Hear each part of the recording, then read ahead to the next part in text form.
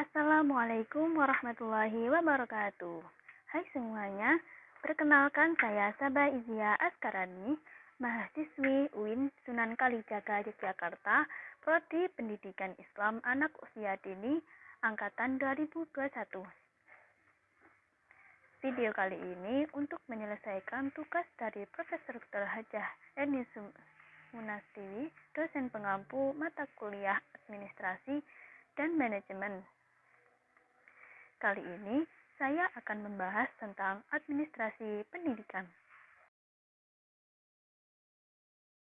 Pengertian administrasi pendidikan. Menurut Departemen Pendidikan dan Kebudayaan Republik Indonesia, administrasi pendidikan adalah suatu proses keseluruhan kegiatan bersama dan bidang pendidikan menggunakan fasilitas yang tersedia untuk mencapai tujuan pendidikan secara efektif dan efisien. Apa sih pentingnya administrasi pendidikan? Dari penjelasan sebelumnya, kita bisa menarik kesimpulan bahwasannya administrasi memiliki pesan yang sangat penting dalam pendidikan, di mana salah satu peran pentingnya seperti dengan menerapkan hidup sehat dengan memberikan penghargaan dalam setiap pendidikan yang berusaha untuk meraih kesuksesan dalam administrasi pendidikan yang dapat menyatukan masyarakat dengan lembaga pendidikan dan mampu memajukan dan mempositifkan pandangan masyarakat terhadap pendidikan agar pendidikan lebih berkembang dan menjadikan administrasi pendidikan salah satu kemajuan dalam penataan pendidikan yang lebih baik untuk kedepannya. Tujuan administrasi pendidikan. Tujuan administrasi pendidikan adalah kegiatan yang bertujuan untuk mencapai pendidikan. Dalam Undang-Undang Nomor 20 Tahun 2003 tentang Sistem Pendidikan Nasional yang menyebutkan bahwa tujuan pendidikan nasional adalah mendidik dan mengembangkan peserta didik agar menjadi manusia yang beriman dan bertakwa kepada Tuhan Yang Maha Esa, berakhlak mulia, sehat, berilmu, cakap, kreatif, mandiri, dan bertanggung jawab.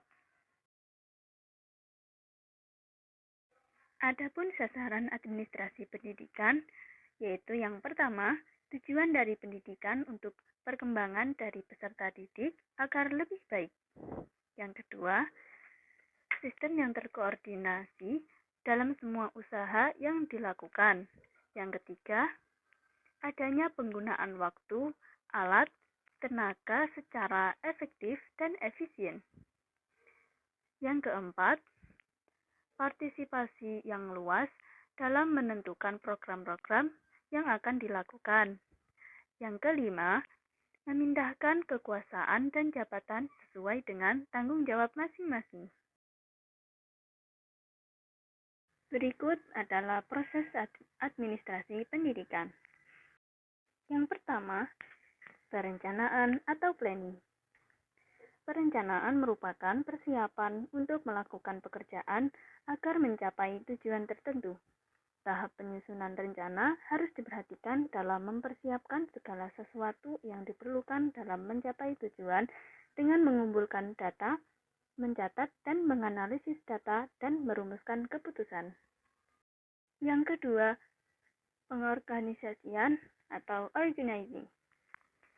Pengorganisasian adalah kegiatan menyusun rencana agar terciptanya sebuah hubungan kerja dengan personal untuk kegiatan organisasi. Dengan demikian, dapat dikatakan bahwa fungsi pengorganisasian merupakan fungsi perencanaan. Dalam perencanaan dilakukan pengelompokan bidang-bidang kerja dalam ruang lingkup kegiatan tertentu.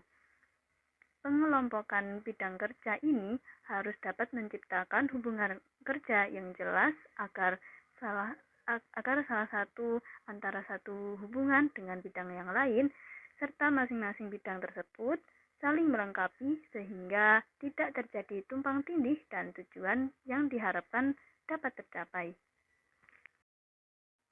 Yang ketiga, perangsangan atau actuating. Faktor umum dari actuating ini yaitu memberikan motivasi kepada anak didik, bawahan, pegawai, dan sebagainya. Melakukan komunikasi dengan efektif, mengembangkan partisipasi aktif di kalangan pekerja dalam pemberian tugas yang sesuai dengan minat dan kemampuan pekerja, dan perbaikan dalam organisasi dan kegiatan kondisi-kondisi pekerja. Yang keempat, pengawasan atau controlling. Pengawasan adalah sebuah pengendalian mutu yang dilakukan melalui pengawasan yang efektif, roda organisasi, implementasi rencana dalam kebijakan untuk sebuah proses administrasi dapat terlaksana dengan baik dan penyesuaian yang tepat. Apa saja ruang lingkup administrasi itu, Bu? Ruang lingkup administrasi pendidikan ada 7 bagian.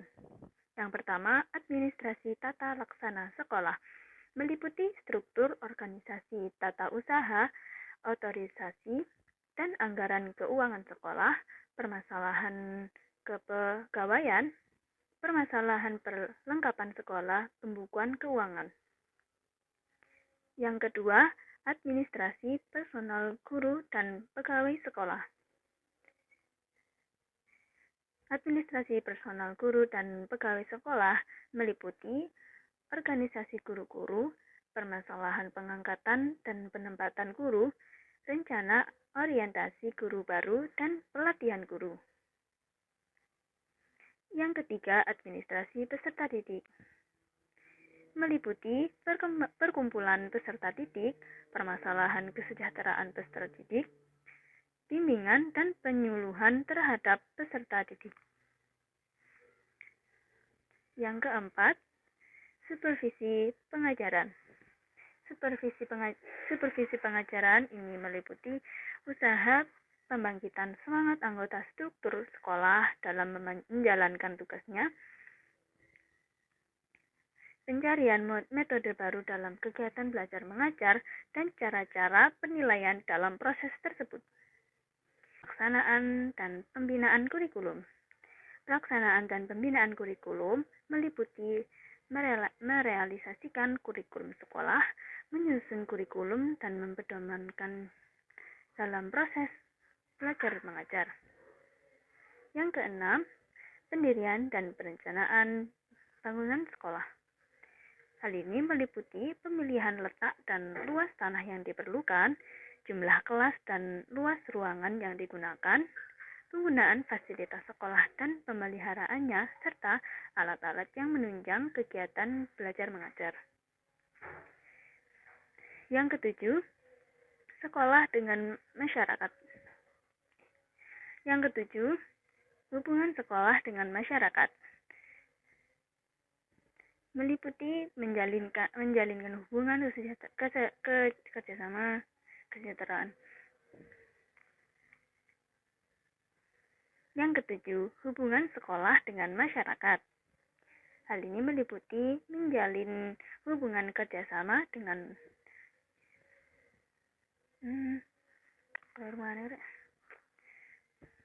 Yang ketujuh, hubungan sekolah dengan masyarakat. Meliputi menjalinkan hubungan kerjasama yang bersifat pedagogik, sosiologis, dan produktif yang menguntungkan kedua belah pihak. Jadi, kesimpulan pada pembahasan kali ini yaitu administrasi pendidikan adalah segala yang berhubungan dengan pendidikan yang bertujuan untuk mengemukakan pendidikan di setiap bidang yang berhubungan dengan administrasi pendidikan. Proses administrasi pendidikan meliputi perencanaan atau planning, pengorganisasian atau organizing, perangsangan atau actuating, dan pengawasan atau controlling. Ruang lingkup administrasi pendidikan meliputi administrasi personal guru, personal pegawai, penataan sekolah, supervisi pengajaran, pelaksanaan kurikulum, dan semua yang berhubungan dengan masyarakat dan administrasi.